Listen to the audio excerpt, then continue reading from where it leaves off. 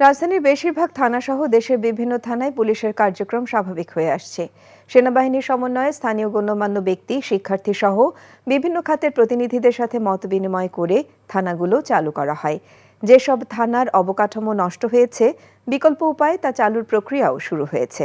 Police বাহিনীর কাজের পরিবেশ নিশ্চিতে জনগণের সহযোগিতা চেয়েছেন ঊর্ধ্বতন কর্মকর্তারা। থানার কার্যক্রম শুরু হওয়ায় স্বস্তি ফিরেছে জনমনে। আপেল শাহরিয়ারের রিপোর্ট। জনগণকে সেবা দিতে আবারও চিরচেনা রূপে ফিরছে পুলিশ বাহিনী। রাজধানী তেজগাঁও থানায় গিয়ে দেখা যায় সেনাবাহিনীর সহায়তায় কার্যক্রম শুরু হয়েছে। কয়েকদিন থানা সুরক্ষার দায়িত্বে ছিল তারা।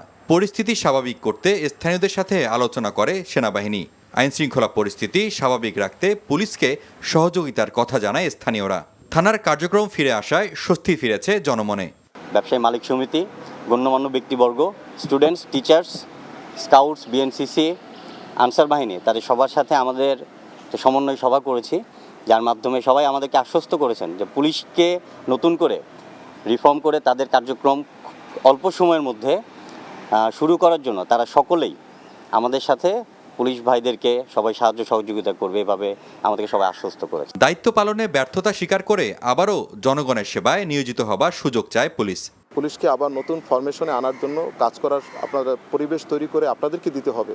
অতএব আপনাদেরকে সবাই সুনাগরিক যারা আছেন সবাইকে আমি রিকোয়েস্ট করছি, আপনারা প্রত্যেকটা থানাকে পুলিশের জন্য কাজের উপযোগী করে দিবেন। সামগ্রিক পুলিশিং যত কার্যক্রম এখন থেকে আমরা এখানে শুরু করব এবং সব ধরনের যে জনগণের যে সহায়তা, পুলিশি সহায়তা আমরা এখান থেকে প্রদান করব। রাজধানী ছাড়াও দেশের বিভিন্ন থানাগুলো চালু হয়েছে। নাটোরে থানা পুলিশের কার্যক্রম শুরু হয়েছে। থানাগুলোতে সাদা পোশাকে অস্ত্র নিয়ে দায়িত্ব পালন করতে দেখা গেছে পুলিশ সদস্যদের। এছাড়াও নিরাপত্তার দায়িত্ব পালন করছে আনসার সদস্যরাও।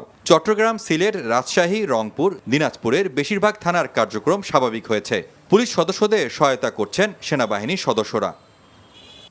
Apple Shahriar, NTV news, Dhaka.